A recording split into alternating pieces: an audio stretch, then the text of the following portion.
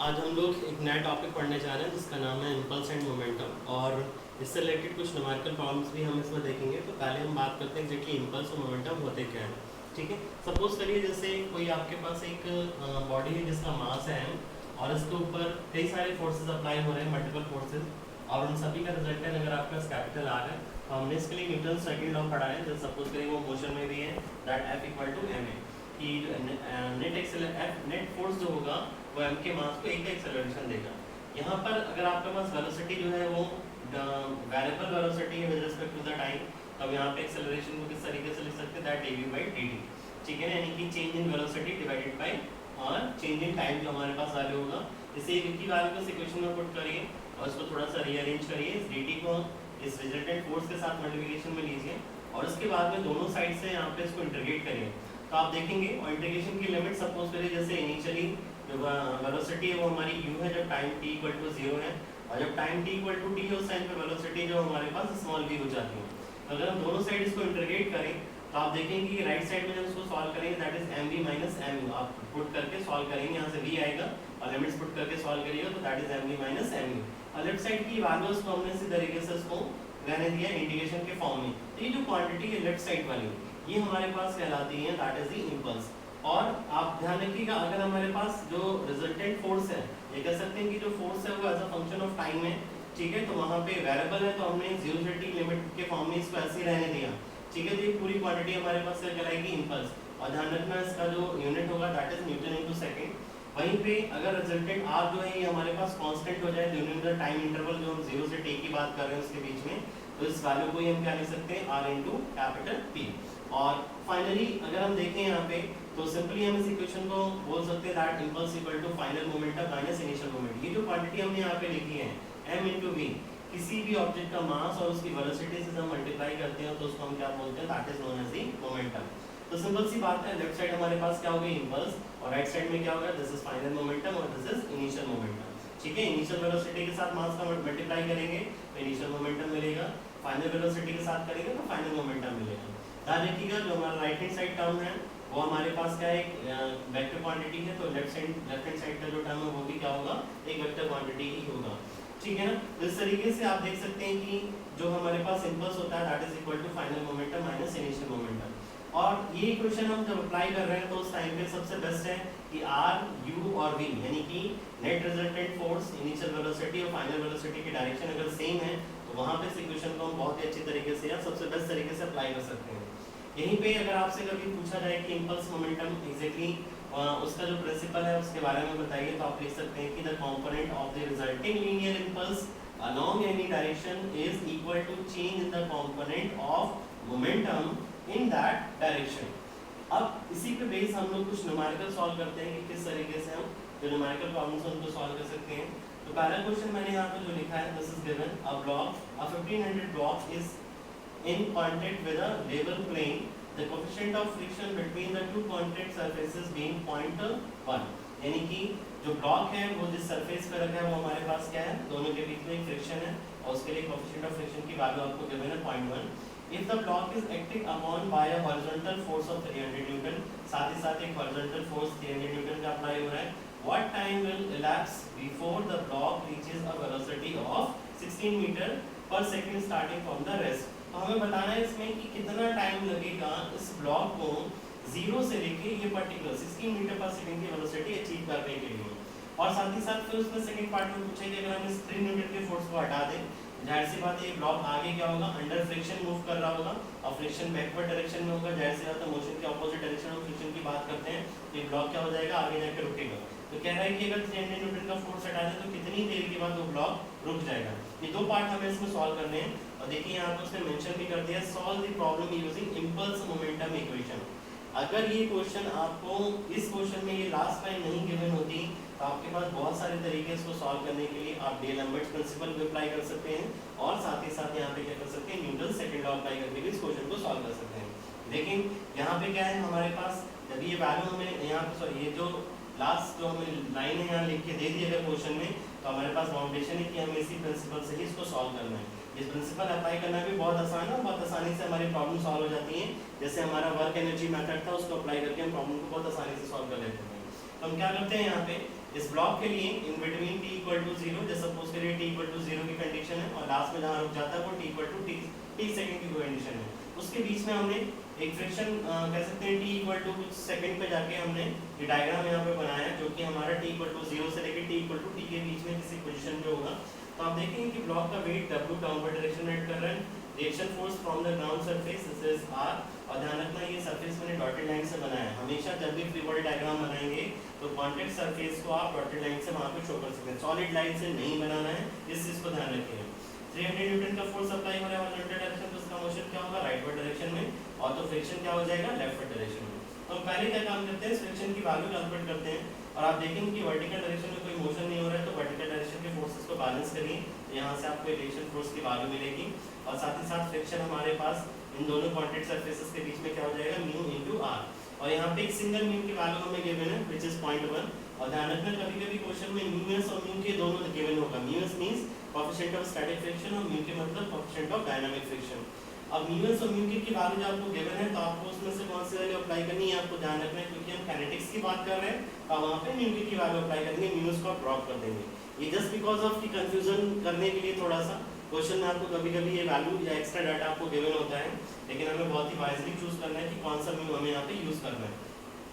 अब देखिए यहाँ पे अगर हम बात करें तो t इक्वल टू 0 पे उसकी वेलोसिटी कितनी है, वो z से स्टार्ट कर रहा है, और t इक्वल टू t पे फाइनल वेलोसिटी हमने बोला कि जो है वो v है, और v की वैल्यू हमें यहाँ पे गिवन की है 16 मीटर पर सेकंड। हमें v की वैल्यू बाद में अप्लाई कर देंगे, तो हम सिंपली लिख सकते हैं कि resultant force in the direction of momentum into direction of motion into t equal to change in momentum. ये हमारे पास क्या हो गया, इंपल्स मोमेंटम इक्वेशन जो है इसको हम अप्लाई कर सकते हैं। ध्यान रखना ये वैल्यू हमने यहाँ पे लिखी है ऊपर की तरफ, this one is known as the impulse momentum equation, ठीक है। इसी इक्वेशन को हम यहाँ पे अप्लाई कर सकते हैं, इंपल्स मोमेंटम प्रिंसिपल भी बोल सकते हैं हम इसको। तो हमने क्या किया, अब देखिए जो नेट फोर्स होगा वो हमारा क्या, राइटवर्ड डायरेक्शन में ब्लॉक के ऊपर कितनी वैल्यू हो जाएगी, हॉरिजॉन्टल का 300 न्यूटन फोर्स और माइनस फ्रिक्शन, ठीक है, और कितने टाइम तक लग रहा होगा, t टाइम तक के लिए। जो मास है ऑब्जेक्ट का वो कितना हो जाएगा, 1500 डिवाइडेड बाय g, g की वैल्यू 9.8 ले ली, इनटू फाइनल वेलोसिटी कितनी है 16 मीटर पर सेकंड, और इनिशियल वेलोसिटी कितनी है u 0, ठीक है। वैल्यू हमने यहाँ पे पुट करी, सॉल्व करिए इस इक्वेशन को, तो यहाँ से आपको टाइम की वैल्यू मिल जाएगी, इतने टाइम के बाद जो ब्लॉक है उसकी वेलोसिटी हमारी 16 मीटर पर सेकंड आ जाएगी। अब उसके बाद में हमसे पूछा है 300 न्यूटन का फोर्स अगर हम हटा दें, तो हमने ऐसी इक्वेशन में देख लीजिए आप यहाँ ध्यान से, अगर हम 300 न्यूटन को हटा दें यहाँ से, तो फ्रिक्शन का डायरेक्शन मोशन के ऑपोजिट है, यहाँ पे क्या आ जाएगा माइनस साइन 150 इनटू टी, क्योंकि डायरेक्शन राइटवर्ड है, आगे की तरफ हम काउंट करेंगे टाइम को, ठीक है ना, तो फ्रिक्शन बैकवर्ड डायरेक्शन में लग रहा है, तो मोशन और फोर्स का डायरेक्शन क्या है, ऑपोजिट है, इसलिए हमने यहाँ पे क्या कर रहा है माइनस साइन अप्लाई किया, equal to 1500 divided by 9.8, same object है तो मास सेम रहेगा। अब फाइनल वेलोसिटी 0 हो रही है और उसकी at time t equal to t पे वेलोसिटी कितनी है 16 मीटर पर सेकंड। अगेन जब आप इसे सॉल्व करेंगे तो आप देखेंगे कि यहाँ पे जो टाइम आपको इलाप्स पता लगेगा कि वेलोसिटी कितने टाइम पे जाके 0 हो रही है, वो आपको कितना मिलेगा 16.33 सेकंड। और जाहिर सी बात है यहाँ पे अगर आप ध्यान से देखें तो दोनों t वैल्यूज हैं वो हमारी इक्वल है और होनी भी चाहिए, क्योंकि एक जगह पे क्या हो रहा है वेलोसिटी 0 से इंक्रीज होकर 60 मीटर पर सेकंड जा रही है और दूसरी में क्या हो रहा है वेलोसिटी 60 मीटर पर सेकंड से 0 आ रही है, सेम कॉन्टैक्ट सरफेस है, दोनों में कोई डिफरेंस नहीं हो रहा है, तो जाहिर सी बात है इसका आंसर जो होगा वो हमारा सेम ही रहेगा। अब हम बात करते हैं एक और क्वेश्चन को लेके। अभी जो क्वेश्चन हमने सॉल्व किया था वो क्वेश्चन क्या था, हॉरिजॉन्टल सरफेस में, यहाँ पे एक ब्लॉक हमें दे रखा है, वो कहाँ रखा हुआ है, एक इंक्लाइंड सरफेस पे गिवन है, और इसका एंगल थीटा जो है ये हमें नहीं बताया गया यहाँ पे क्वेश्चन में, लेकिन इस एंगल थीटा को कैलकुलेट करने के लिए देखिए उसने यहाँ पे एक लाइन कर रखी है कि इनिशियली उसने बोला है a block weighing 130 Newton is on an incline whose slope is 5 vertical to 12 horizontal। ध्यान रखना ये जो यहाँ पे वैल्यू गिवन है दैट 5 vertical to 12 horizontal, यानी कि हाइट जो है कह सकते हैं कि ट्रायंगल फॉर्म करेंगे हम यहाँ से, जिसकी हाइट कितनी होगी 5 यूनिट्स और लेंथ कितनी होगी 12 यूनिट्स, ठीक है। तो इस ट्रायंगल की हेल्प से कह सकते हैं कि आप यहाँ पे थीटा की वैल्यू कैलकुलेट कर सकते हैं। ये जो लाइन है हॉरिजॉन्टल से यहाँ पे जो एंगल बना रही होगी वही हॉरिजॉन्टल से यहाँ पे एंगल होगा, तो ये जो वैल्यू आपको गिवन है ये डायरेक्टली इनडायरेक्टली वे में आपको क्या कर रहा है थीटा की वैल्यू बता रहा है। तो आपको यहाँ से थीटा कैलकुलेट कर लेना है पहले, और बाकी सारी जो वैल्यूज हैं वो आपको गिवन है। तो ये क्वेश्चन आपको सॉल्व करना है कि फाइनली जो ब्लॉक है इसमें पूछा है आपसे it's initial velocity down the incline is 2.4 meter per second, what will be its velocity after कह सकते हैं वेलोसिटी इन 5 सेकंड, यहाँ पे लिख लीजिएगा दिस इज इन 5 सेकंड, यानी कि 5 सेकंड के बाद में उसकी वेलोसिटी कितनी होगी। ठीक है, take coefficient of friction at contact surfaces 0.3, जब ये ब्लॉक नीचे की तरफ आएगा तो फ्रिक्शन का डायरेक्शन अपवर्ड होगा। बाकी net force in the direction of motion देख लीजिएगा, टाइम t से मल्टीप्लाई कर लीजिएगा, initial final momentum minus initial momentum solve करके आप आसानी से इस टाइम की वैल्यू निकाल ये वैल्यू आप फाइंड आउट कर सकते हैं। कितने टाइम में वो हमसे पूछ रहा है कि उसकी वेलोसिटी कितनी होगी, फाइनल v की वैल्यू हमें पता करनी है, तो आसानी से आपको v में अननोन इक्वेशन मिलेगी, सॉल्व करके बता सकते हैं। अब हम यहाँ पे एक नेक्स्ट क्वेश्चन सॉल्व करने जा रहे हैं, दिस इज क्वेश्चन नंबर 3, और ये क्वेश्चन भी हमारा कह सकते हैं कि इस इंक्लाइन का कॉम्बिनेशन ही है, दो इंक्लाइन हमने यहाँ पे ले लिए, अलग अलग ना होके दो इंक्लाइन है, एक तरीके से कह सकते हैं कंबाइन करते हैं, एक सिंगल वेज ही है जिसके दो सरफेसेस में उनका एंगल अलग अलग है हॉरिजॉन्टल से, यहाँ पर 30 डिग्री है और ये 60 डिग्री है। यहाँ पे एक ब्लॉक रखा है 2000 न्यूटन का और इस वाले सरफेस पे ब्लॉक है 1800 न्यूटन का। आपसे पूछा है यहाँ पर, मैं क्वेश्चन पढ़ देता हूँ, determine the time required for the weights shown in the figure to attain a velocity of 9.8 metre पर सेकंड। हमें बताना है कि टाइम कितना लगेगा इन ब्लॉक्स को 9.8 मीटर पर सेकंड की वेलोसिटी अचीव करने के लिए। What is the tension in the cord, और आपको स्कॉर्ड के अंदर टेंशन भी बताना है कि कितना होगा। कोएफिशिएंट ऑफ फ्रिक्शन की वैल्यू मीन आपको दे रखा है 0.2 दोनों सरफेसेस के लिए, बोला है ना for both planes assume the pulleys are frictionless, और साथ ही साथ बोला है कि पुली में फ्रिक्शन नहीं है, तो इसका मतलब क्या हुआ, अगर ये सिंगल रोप है तो पूरे रोप में टेंशन की वैल्यू क्या हो जाएगी, सेम हो जाएगी। इस क्वेश्चन को सॉल्व करने के दो तरीके हैं, आप इन दोनों ब्लॉक्स का अलग अलग फ्री बॉडी डायग्राम बनाएं और दोनों पे इस वाले क्वेश्चन जो हमने क्वेश्चन नंबर 2 लिखा है उसके अकॉर्डिंग जो कॉन्सेप्ट है उसको अप्लाई करें। Net force in the direction of motion, यहाँ पे एग्जैक्टली मोशन का डायरेक्शन आपको क्वेश्चन में बताया ही नहीं गया कि किस डायरेक्शन में मूव कर रहे हैं, तो आपको सिंपली करना है कि आप खुद भी देख सकते हैं कि 1800 न्यूटन ब्लॉक क्या है, वो ज्यादा स्लोप पे है, तो जाहिर सी बात है इसकी टेंडेंसी डाउनवर्ड आने की थोड़ी ज्यादा होगी, और ये हमारे पास 2000 न्यूटन का ब्लॉक जरूर है, इसका वेट ज्यादा है, तो हमने करके डायरेक्शन आपका इस डायरेक्शन में अज्यूम कर लिया कि इस डायरेक्शन में मोशन होगा। या फिर आप दूसरा तरीका अपना सकते हैं कि हमने इस पूरे क्वाड के साथ में क्या किया, दोनों ब्लॉक्स का फेवर डायग्राम बनाया जैसे मैंने यहाँ पे बनाया। अब अगर ये वाला ब्लॉक डाउनवर्ड आता है 1800 न्यूटन का, तो आप देखेंगे इसको फ्रिक्शन का डायरेक्शन अपवर्ड होगा। इसी तरीके से इस वाले ब्लॉक पे देखेंगे तो ये अपवर्ड डायरेक्शन में जा रहा है, तो फ्रिक्शन का डायरेक्शन क्या होगा, इस वाले इंक्लाइन सरफेस पे डाउनवर्ड डायरेक्शन में हो जाएगा by the incline on the block. अब बाकी रिएक्शन फोर्स, इसके लिए हमने बोला R1 जो कि वेट के साथ में 30 डिग्री एंगल बना रहा होगा, क्योंकि वेज का एंगल यहाँ से कितना है 30। इसी तरीके से यहाँ पे जो वर्टिकल रिएक्शन है इस सरफेस के, वो हमारा वेट के साथ कितना एंगल बनेगा 60, क्योंकि ये वेज यहाँ पे 60 डिग्री एंगल बना रखा है। ठीक है, ऑलरेडी हम ये कॉन्सेप्ट पढ़ चुके हैं, तो हम डायरेक्टली फिगर डायग्राम बना सकते हैं। अब डायरेक्शन ऑफ मोशन की बात करें तो ब्लॉक ऐसे ऐसे मूव कर रहा है, ये इधर आ रहा है और ये ऊपर जा रहा है, तो इसके लिए मोशन का ये डायरेक्शन और इसके मोशन का डायरेक्शन क्या होगा, ये होगा। तो हम दोनों को एक साथ क्या कर सकते हैं, यहाँ पे इंपल्स मोमेंटम इक्वेशन अप्लाई कर सकते हैं। अब हम बात करते हैं कि हमने पहले वाले ब्लॉक को डाउनवर्ड मूव कर रहे हैं, तो यहाँ पे नेट फोर्स कितना हो जाएगा 1800 sin 60 माइनस कह सकते हैं यहाँ पे t की वैल्यू हम यहाँ पे नहीं लिख रहे हैं, हम क्या कर रहे हैं सिर्फ फ्रिक्शन की बात कर रहे हैं, बाकी t यहाँ पे क्या हो रहा है कॉम्पनसेट हो जा रहा है। अगर दोनों ब्लॉक को अलग अलग लेके सॉल्व करेंगे तो t यहाँ पे अपना रोल प्ले करेगा, अदरवाइज हमें t की जरूरत नहीं है। इसी तरीके से आप देखेंगे यहाँ पे कि 1200 न्यूटन का ब्लॉक डाउनवर्ड डायरेक्शन में, यहाँ पे 1200 sin 30 और फ्रिक्शन का डायरेक्शन क्या होगा डाउनवर्ड डायरेक्शन में, तो ये हमारे दोनों क्या आ जाएंगे माइनस साइन के साथ, यानी कि डायरेक्शन के जस्ट अपोजिट है इसलिए माइनस साइन के साथ आ गए। और टोटल को हमने मल्टीप्लाई कर दिया किससे, टाइम t से। क्यों हम यहाँ पे टोटल टाइम t से मल्टीप्लाई कर रहे हैं, आप देखेंगे अगर मैं इस ब्लॉक को मूव कर रहा हूँ तो जितना ये ब्लॉक मूव करेगा उतना ही ये ब्लॉक भी मूव करेगा, यानी कि जितनी इसकी वेलोसिटी है उतनी इसकी वेलोसिटी होगी, जितना इसका एक्सेलरेशन होगा उतनी एक्सेलरेशन से ये भी मूव करेगा। ठीक है ना, अब हम बात करते हैं यहाँ पे, देखिए ये जो क्वेश्चन है यहाँ पे कि एक ब्लॉक अगर हमारा 20 मीटर पर सेकंड से मूव करे तो दूसरा हमारा किसी और वेलोसिटी से मूव करेगा या सेम से मूव करेगा। आप उसको इस तरीके से भी समझ सकते हैं, जैसे आपने देखा होगा रेलिंग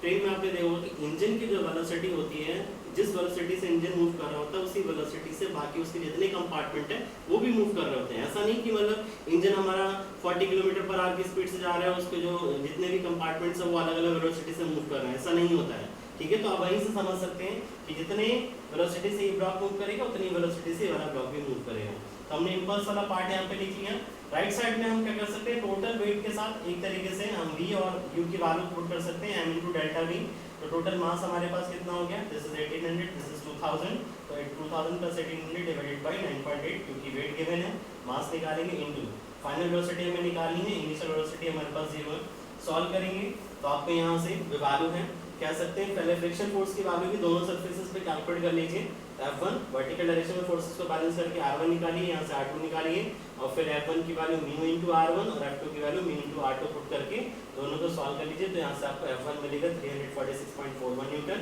और F2 की वैल्यू हो जाएगी 180 न्यूटन। पुट करिए, सॉल्व करिए इस इक्वेशन को, तो फाइनली आपको टाइम इलैप्स जितना होगा वो यहाँ से पता लग जाएगा, क्योंकि आपको वेलोसिटी बता रखा है कि फाइनल वेलोसिटी कितनी होनी चाहिए 9.81 मीटर पर सेकंड। ठीक है, सॉल्व करने पे टाइम आपको मिल जाएगा। अब कहते हैं हमें टेंशन भी बताओ सिस्टम में कितना होगा। तो हमने बोला कि किसी ब्लॉक का फ्री बॉडी डायग्राम बना लीजिए, चाहे इसका चाहे इसका। तो जब इसका फ्री बॉडी डायग्राम बनाएंगे तो आप क्या करेंगे, इस ब्लॉक में इस रोप में टेंशन की वैल्यू को शो करेंगे। यहाँ पे वही चीज आ जाएगी कि सपोज करो हमने पी वाला ब्लॉक ले लिया 1800 न्यूटन का, तो 1800 sin 60 minus F2 minus T, क्योंकि F2 और T का डायरेक्शन सेम है, इनटू टाइम्स हमने मल्टीप्लाई किया। मास कितना हो गया 1800 डिवाइडेड बाय 9.81 और वेलोसिटी फाइनल हमें पता है 9.81, इनिशियल कितनी है 0। सॉल्व करके यहाँ से स्ट्रिंग में जो टेंशन की वैल्यू होगी वो हम सॉल्व कर सकते हैं, व्हिच इज 1394.2 न्यूटन। अब हम बात करते हैं नेक्स्ट क्वेश्चन को लेके, और इस क्वेश्चन का फिगर देखिए आप। इस क्वेश्चन के जैसे फिगर को देखेंगे तो आपको याद आ रहा होगा, इस तरीके के क्वेश्चन हम ऑलरेडी एक सेम क्वेश्चन को हम सॉल्व कर चुके हैं, लेकिन यहाँ पे हमें क्या करना है, इस क्वेश्चन को सॉल्व करना है विद द हेल्प ऑफ इससे इंपल्स मोमेंटम इक्वेशन को यूज करके। तो हमने इस क्वेश्चन को उसी तरीके से सॉल्व करने की कोशिश करनी है। फ्री बॉडी डायग्राम ऑलरेडी मैं वहाँ पे बना चुका हूँ, इस ब्लॉक का फ्री बॉडी डायग्राम बनाइएगा और इस पुली के साथ लेके इसको 1500 न्यूटन के ब्लॉक को लेके फ्री बॉडी डायग्राम बनाइएगा। पुली मासलेस है, फ्रिक्शनलेस है, तो टेंशन हमारा सेम होगा पूरी स्ट्रिंग में, ठीक है ना। जब मासलेस है ये पुली तो 1500 न्यूटन और दोनों का एक साथ अगर हम फ्री बॉडी डायग्राम बनाएंगे तो दोनों का वेट टोटल मिला के कितना हो जाएगा 1500 न्यूटन ही होगा, ठीक है। दोनों का फ्री बॉडी डायग्राम बनाने के बाद में इसको सॉल्व करेगा। मोशन क्या होगा, ये आपका डाउनवर्ड डायरेक्शन में जैसे आ रहा है और ये हमारा ऊपर की तरफ जाएगा यहाँ पे, ठीक है। तो दोनों ब्लॉक्स के लिए अलग अलग इक्वेशन लिखिएगा, इसके लिए अलग और इसके लिए अलग, मोशन की, इंपल्स मोमेंटम की, और वहाँ से वैल्यूज को पुट करके आप टेंशन और वेलोसिटी दोनों निकाल सकते हैं। क्यों हम मैंने बोला कि दोनों को अलग अलग लिखना है, क्योंकि आपको इस क्वेश्चन में वेलोसिटी भी पूछा है, रेस्ट और साथ ही साथ क्या पूछा है, टेंशन भी स्ट्रिंग में पूछा है। दो कंडीशन पे कि रेस्ट से स्टार्ट करता है पहले कंडीशन में और फाइनल वेलोसिटी कितनी हो रही है उसकी आफ्टर कितने 5 सेकंड्स, ये हमें बताना है। और दूसरे में पूछा है कि अगर इनिशियल वेलोसिटी 3 मीटर पर सेकंड है तो 5 सेकंड के बाद में उसकी वेलोसिटी कितनी होगी, ये हमें बताना है। तो इस तरीके से ये क्वेश्चन हमें सॉल्व करना है। आंसर मैंने आपको दे रखा है, यहाँ पे सॉल्व करिएगा, आसान सा प्रॉब्लम है, ठीक है ना। जैसे हमने दो क्वेश्चन अभी सॉल्व करे उसी सेम मेथड पे ये प्रॉब्लम भी सॉल्व होगा, ठीक है ना। इसके बाद हम थोड़ा सा कुछ मैंने ये नोट लिख रखा है यहाँ पे। अभी तक हमने 3 डिफरेंट मेथड्स पढ़े जिनको हम अप्लाई कर सकते हैं। एक तो डीएलएम्बर्ट्स प्रिंसिपल, दूसरा हमारे पास क्या है जो हम बात करते हैं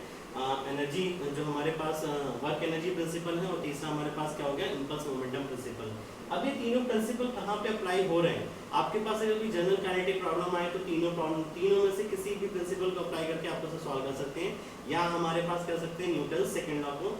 यूज करके हम उसे सॉल्व कर सकते हैं। लेकिन अगर आपको मेंशन कर दिया तो आपको उसी तरीके से सॉल्व करना है। लेकिन अगर आपके पास फ्रीडम है तो आप इन तीनों मेथड में से किसी से भी प्रॉब्लम को सॉल्व कर सकते हैं। अभी तीनों मेथड में कौन सा मेथड हम कहाँ लगाएंगे उसके लिए हम थोड़ा सा डिस्कशन कर लेते हैं। अगर मुझे डीएलएम्बर्ट्स प्रिंसिपल अप्लाई करना है तो ध्यान रखिएगा, ऐसी प्रॉब्लम्स में हम डीएलएम्बर्ट प्रिंसिपल अप्लाई करते हैं जहाँ पे हमें फोर्स